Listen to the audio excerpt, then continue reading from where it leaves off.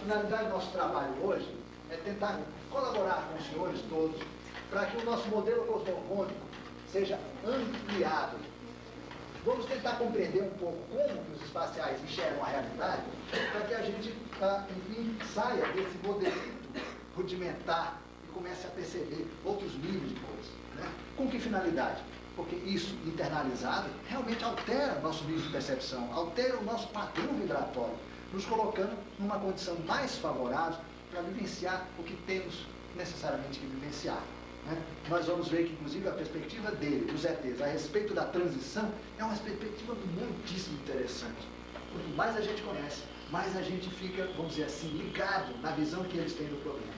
Porque tudo isso que vai acontecer agora tem a ver com a história da Terra. É uma espécie de balanço final de um processo altamente vitorioso que foi o resgate da identidade do povo da Terra. Aliás, de todos os muitos povos que habitam a Terra. Ora, um momento de sucesso, de festa, um momento de recolhimento, vamos dizer assim, de todos os méritos. Né? E não um momento de final. Né? Não é um momento, enfim, de derrota. Absolutamente, é de colheita.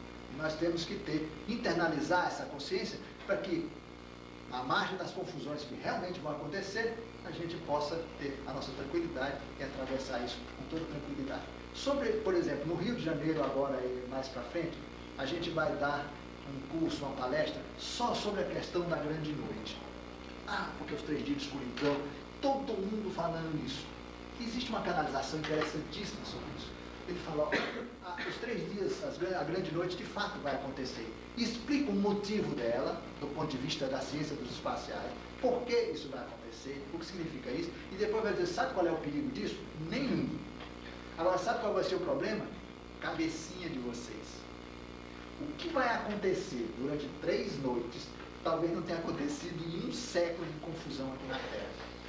Quando houve o blackout em São Paulo, na Avenida Paulista, viram pessoas de terno e gravata, pasta 007, cidadãos comuns, quebrarem vidrinho, chutarem automóvel e assaltarem pessoas. Pessoas normais, gente, que jamais fizeram isso. O que acontece com as pessoas nessas situações? Não parece que tem um bicho dentro, preso, que quando a noite chega o bicho solta?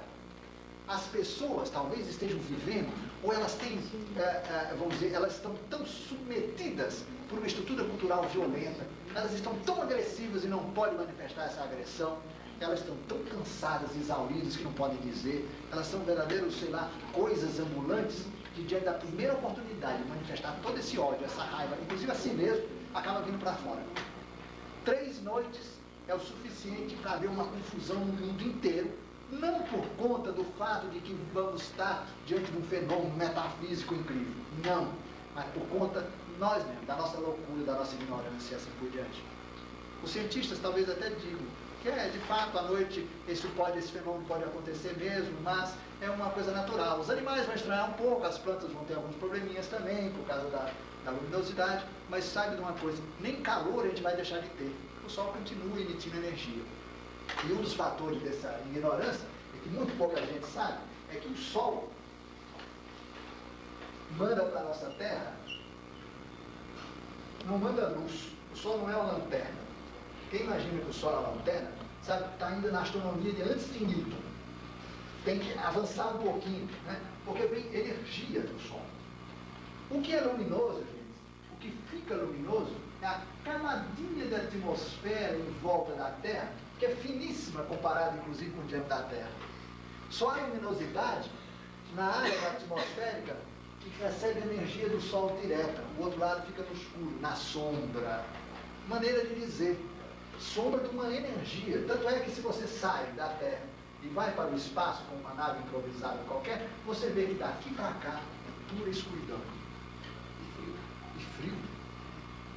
Senão você viria luz. Luz. Quanto mais chegasse luz, não há isso.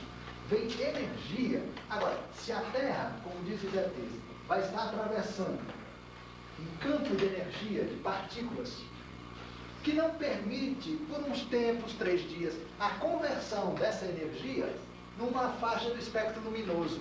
Nós vamos ter energia do Sol, só não vamos ter luz. Simples. Quem é que pode estranhar realmente isso? Os animais. Porque o galo faz... alguma coisa escutar o grito dele, porque eu falei, alguma coisa está errada, e volta para o puleiro lá e vai dormir mais um pouco. Né? As galinhas vão ficar inquietas, né? E, quer dizer, pode haver uma série de confusões nesse sentido. Os micro-organismos marinhos, há um cientista preocupado com essa história, porque poderia afetar a cadeia alimentar, é verdade. Mas é possível que no estado de estresse causado pelo fenômeno, o nível de consumo de oxigênio aumente, mas também a cadeia alimentar seja naturalmente prejudicada. É uma boa época para as pessoas emagrecerem, né? Porque ninguém vai comer legal, porque a tensão vai ser tão grande que ninguém come. Agora, eles dizem que nós teremos problemas de oxigênio. É como se, por exemplo, ao nível do mar, nós tivéssemos mais ou menos uns 3.000 metros de altura. O Brasil não tem praticamente nenhum ponto a 3.000 metros de altura. Né? Os picos mais altos, que tem um pouco mais, talvez, são 2.000 e tantos metros, né, no Brasil, Roraima lá, Pico da Bandeira e tal, mas ninguém vive lá em cima. Mas, por exemplo, os Andes peruanos, toda essa região muito ocupada, quem já foi a Machu Picchu lá por cima, já imaginou que ia ficar com a respiração meio difícil, né, a partir de uma certa altura. O jogador de futebol sabe disso, vai jogar na capital mexicana, sente aquele cansaço, porque o nível de oxigênio é mais baixo, há muito nitrogênio e outros gases novos na mistura.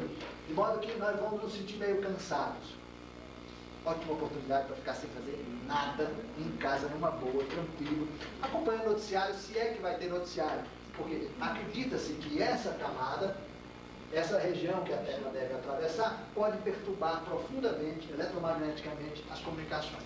Tem até gente dizendo que pode prejudicar definitivamente os microprocessadores que estão a bordo de satélites, numa rede que permite hoje a telefonia internacional. Ninguém sabe o que realmente pode acontecer a esses equipamentos. O fato é que, no momento em que a Terra terminar de atravessar isso aqui, começa a clarear.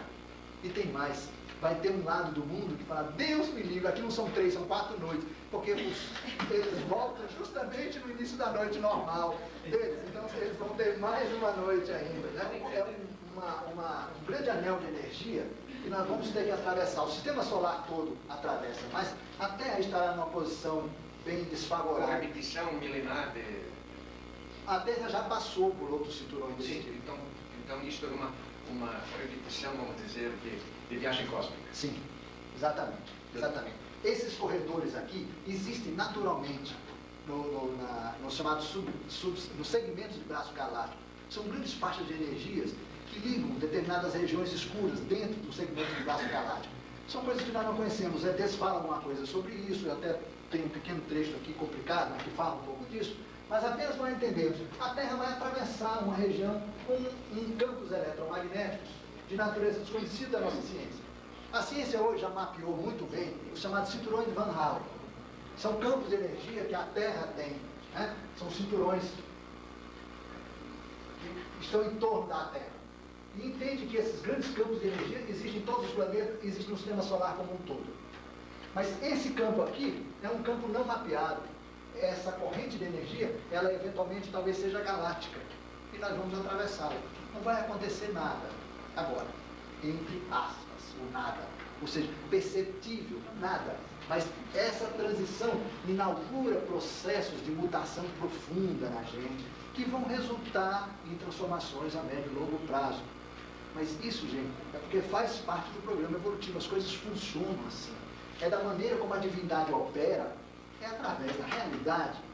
Nós podemos ser ignorantes em relação a isso aqui, mas isso aqui trará consequências sim, porque é parte dos mecanismos utilizados pela grande consciência para produzir as mutações e transformações que os sistemas precisam mudar.